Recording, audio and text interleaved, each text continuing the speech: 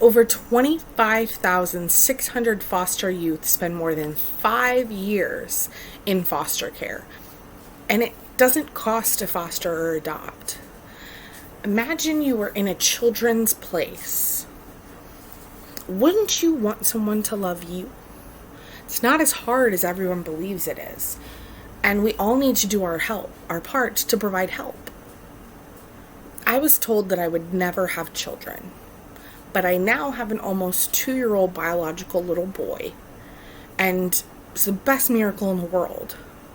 But I had always planned on fostering or adopting, and that hasn't changed my mind. I think it's important to bring those children home and give them a happy home. What would you say if I told you you could really foster or adopt at no cost to yourself, provide a home for a loving child, and it can have an effect on a local and global scale? So let's go through the process so you can understand how simple it is to foster or adopt a child. So first, to become an adoptive parent in Missouri, it includes background checks, health screenings, financial discussions, and home assessments. So there's a simple set of requirements that every person has to meet. You must be 21 years of age, be in good health, both mentally and physically, and have a stable income. You must get a criminal record check, including fingerprinting and child abuse and neglect. You'll be willing to participate in and complete free training and assessment process, and be willing to be a part of a professional team willing to voice perspectives and concerns for the child. It's little at no cost involved in becoming an adoptive parent. The home assessment and training is provided by the state free of charge, and the majority of adoption expenses are covered by the state. So they have a program for your training called STARS, Specialized Training, Assessment Resources, Support, and Skills Program.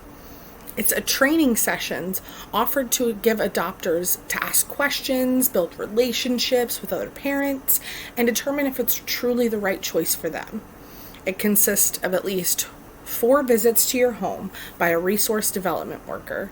There's also additional trainings available to keep up with the children and how they're feeling, to build relationships and talk about attachment issues, and also the anticipated challenges that come along with adoption. So you're not all alone in this. You will have a support system as long as you're willing to participate. And the emotional and physical benefits adoption can have on a child in the foster care system is amazing. There are endless options for support and educational opportunities to understand how and what benefits adoption has for both you and the child. And the different programs they have are educational advocacy, family works, parent training, support groups, therapy clinics, and the Family Works Steps program. Family Works is a program with a 24/7 free crisis intervention service for families in St. Louis City, St. Louis County, and St. Charles County. Educational advocacy helps to determine appropriate school placement, obtain educational evaluations, ensure implementation of special education programs, and protect student rights. So, the nice benefit that comes along with this is that if you need an IEP, or you have a child with emotional or mental issues, they make sure that these children are in the right place for them to be able to have a great, secure education. They also have other programs like High School Senior Pictures, or Birthday Buddies, or Project SOAR, and Little Wishes. So Little Wishes is a program that allows children in foster care to have a fun childhood experience that may not be available to them due to not having extra expenses or money. So they grant 1 wish per child per year, and it can include summer camps, sports teams, room makeovers, and fun days with their siblings. And then there's Birthday Buddies, is where the community comes together to provide a friend and gifts for a child in foster care. Now, let's discuss the effect that all of this can have on a local and global scale. So, because academic performance is associated with adult employment and socioeconomic status, the poor showing of children who have been in foster care is clearly a matter of concern. Yet, the studies indicated that a majority of former foster children, between 64 and 92%, are self-supporting adults.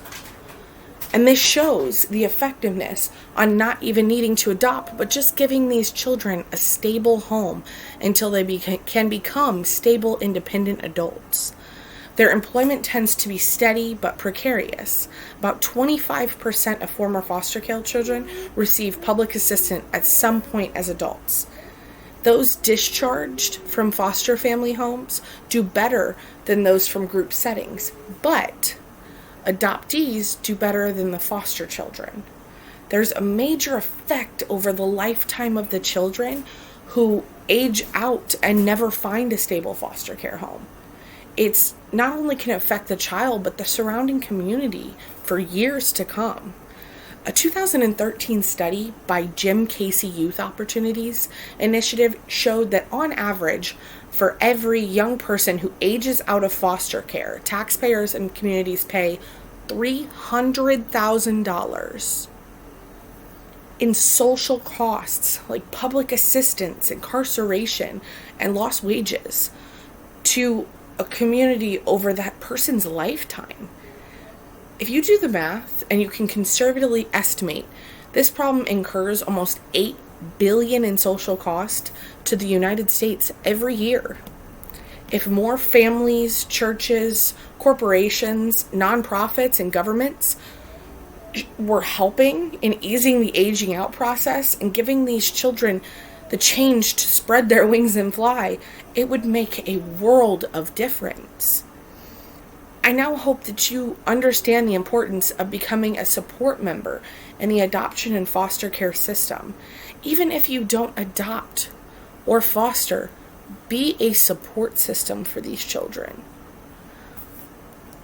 Learning about the importance of adoption and foster care has the benefits it can provide in life was hopefully enlightening.